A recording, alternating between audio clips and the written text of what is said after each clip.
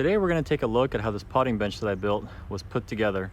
I made this bench with the intentions of it living outdoors, so it was built completely with weather resistant and rot resistant materials.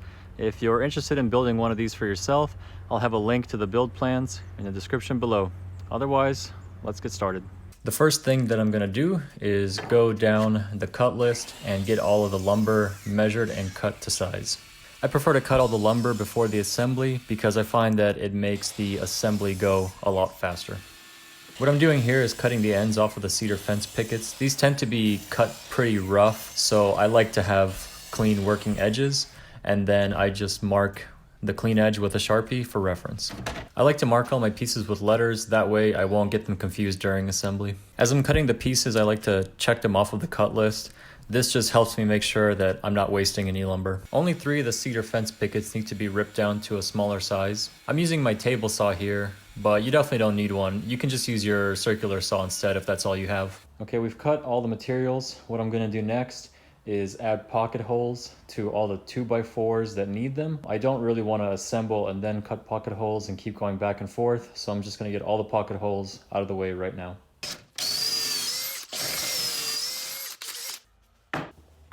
Okay, all the pieces that needed pocket holes now have them, so I'm gonna start the assembly now.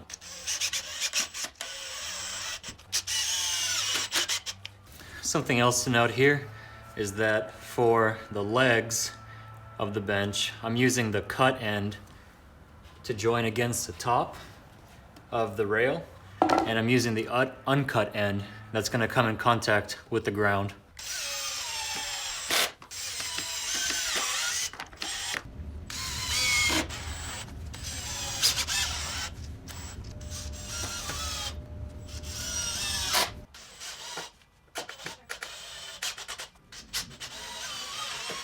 The one thing I did to make sure that this side rail is flat and level is I measured the distance from the bottom of the side rail to the bottom of the front leg, and then I made a mark with that height on the rear leg so I can tell exactly where to line these two up.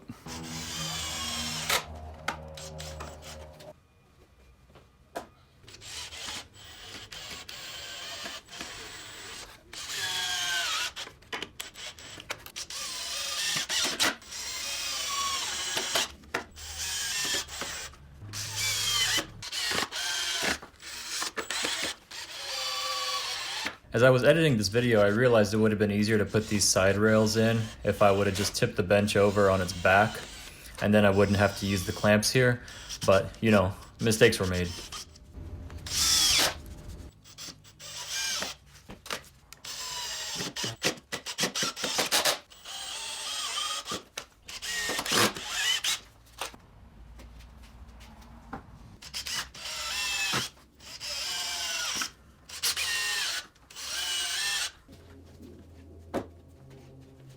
So to figure out where the middle supports are gonna go, I'm just gonna measure across and then mark to center for reference on both sides.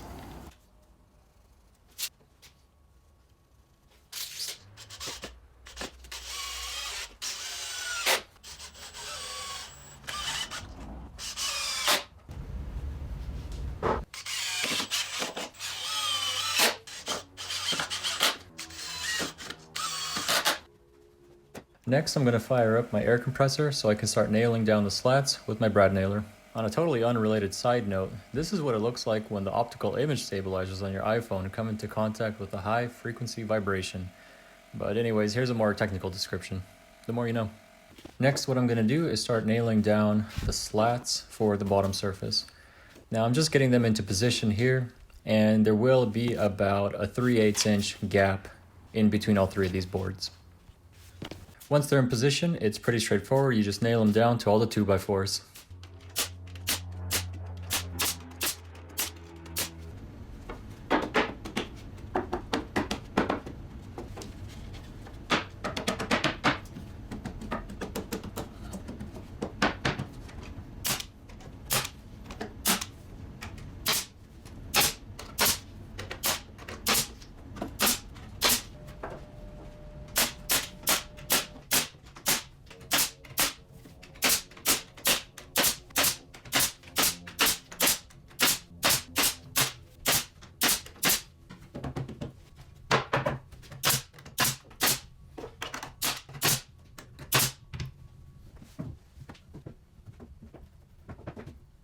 What I'm doing here is marking out the slots that are going to get cut out for the top shelf so it can sit in between the rear legs. If you don't have access to a jigsaw, you can just cut off the entire piece and you don't necessarily have to add this slot. The only thing that you're really gaining by doing this is you're just getting the little lip, but it's more just for looks anyway. I made a mark where the top shelf needed to sit, and then I pressed it in just using friction, and then I added a couple brad nails just to secure it in place for now.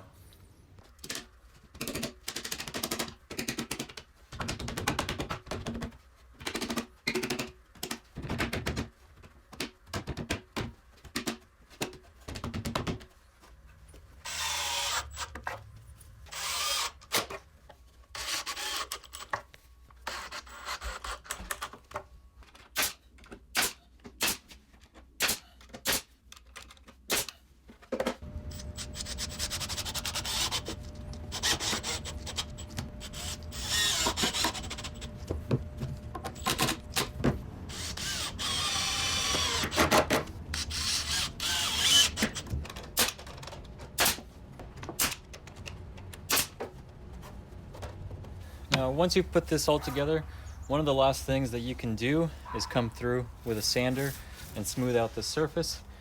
These cedar fence pickets tend to be pretty rough, as you can see, and they're not exactly pleasant to the touch. So I'm not going to do it right now in this video. I'm going to do it at a later time, but I'm going to come over with my orbital sander. The other thing that you can do is stain or paint this bench. I'm personally not going to do either because I like how cedar ages. I like how it turns gray from the sun exposure. So I'm just going to leave it the way it is, raw and natural, but you're more than welcome to do it to your bench. Here's a breakdown of how much this project cost me, and obviously I'm going to exclude the cost of the tools since I already own them. The two 4x4x8 pressure treated posts were $17 each for a total of $34. The four 2x4x8 pressure treated boards were $7 a piece for a total of $28. And the 12 6-foot cedar pickets were $4 a piece for a total of $48. I also bought a pack of 2.5-inch pocket screws, which came out to be about $9. In total, the project cost me about $119 plus tax. The way I built this project may have been slightly overkill, but I'm pretty sure that it's built to last, and I'm not going to worry about it falling apart anytime soon. Anyways, thanks for watching.